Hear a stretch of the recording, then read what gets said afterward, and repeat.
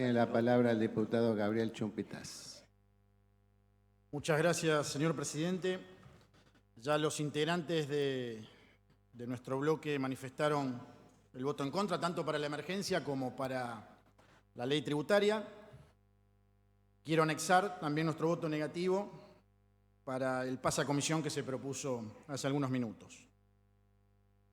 Haciendo una comparación de este impuestazo o paquetazo, como se mencionó, cae como anillo al dedo esa famosa frase que dice pedir papa para ser obispo, porque si no te mandan a cura de barrio.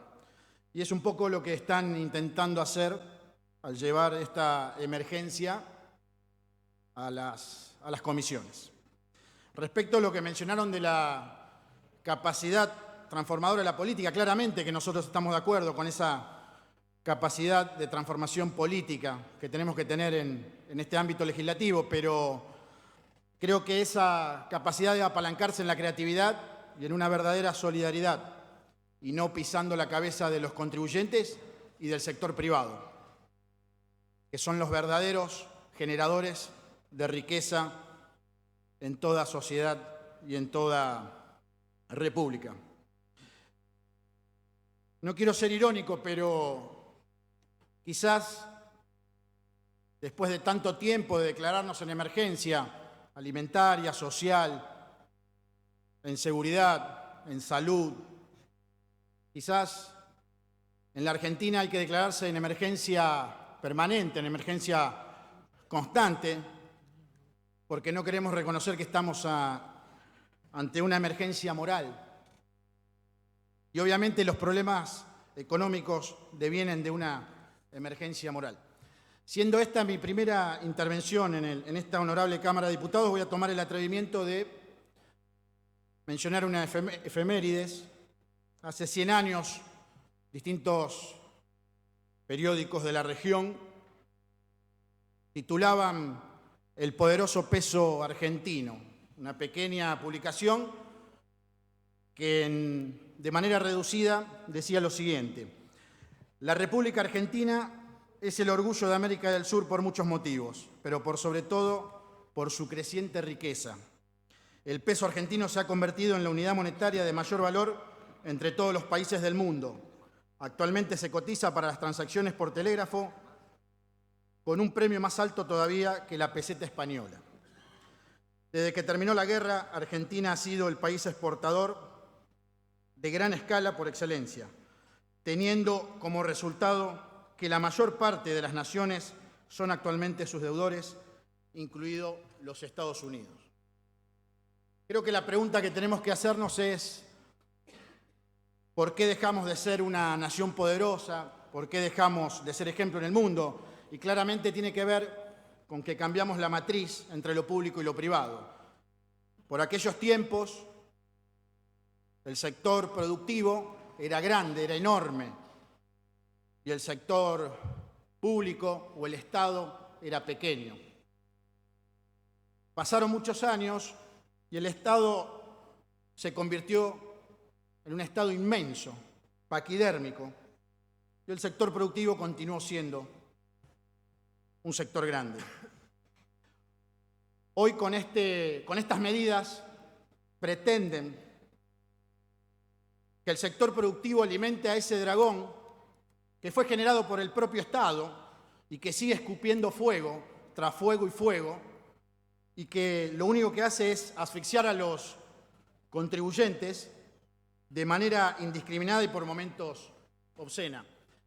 Como toda ley, o como la gran mayoría de las leyes, estas leyes que estamos tratando tienen un condimento político y un condimento técnico. Voy a evitar hablar de estos condimentos técnicos relacionados al impuesto inmobiliario, a ingresos brutos, a los sellos, a la patente. Quizás después podamos discutir de esos temas puntuales, pero quiero hacer mención de un economista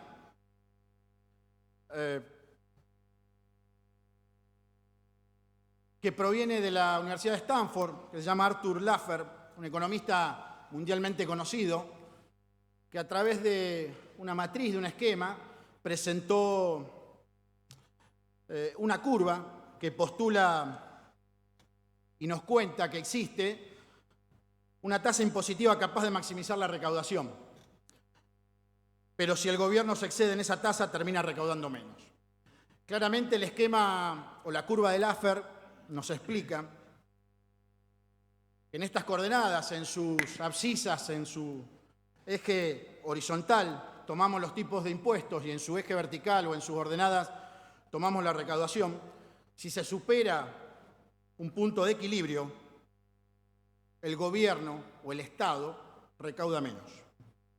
Con esto quiero decir que una determinada cantidad de impuestos, hasta justamente ese punto de equilibrio o ese punto de flotación, permite que el Estado recaude más. Cuando se excede ese punto de equilibrio, Laffer muy bien nos explica que el Estado recauda menos. Algunos titularon esa curva como la curva de la felicidad fiscal, por el hecho de que dibujaba las ventajas macroeconómicas de la rebaja de impuestos. Para dejar simplemente un concepto político a estas dos leyes que estamos tratando hoy aquí en la legislatura, creo que este impuestazo que se está llevando hoy adelante en la provincia de Santa Fe tiene que ver básicamente con leyes que castigan a los sectores productivos y puntualmente a la clase media y al campo. Si ustedes toman la letra de las leyes, sigue el camino del campo, desde el impuesto inmobiliario hasta los artículos siguientes que hablan de los ingresos brutos y demás incrementos. Por eso propongo que comencemos a dejar de lado esa concepción autodestructiva que tenemos en la sociedad argentina de pensar o de creer que una persona es mala porque genera riqueza, porque hace dinero, porque es exitoso. Me parece que tenemos que cambiar esa matriz y ese pensamiento. Y tenemos que entender que los países y las economías ancladas en el hambre y la pobreza, dos conceptos que se mencionan mucho en los últimos tiempos, son los que se aferran al estatismo y al populismo. Siempre nos van a encontrar apoyando el libre mercado, la propiedad privada y el Estado de Derecho. Muchas gracias, señor presidente. Gracias, diputado.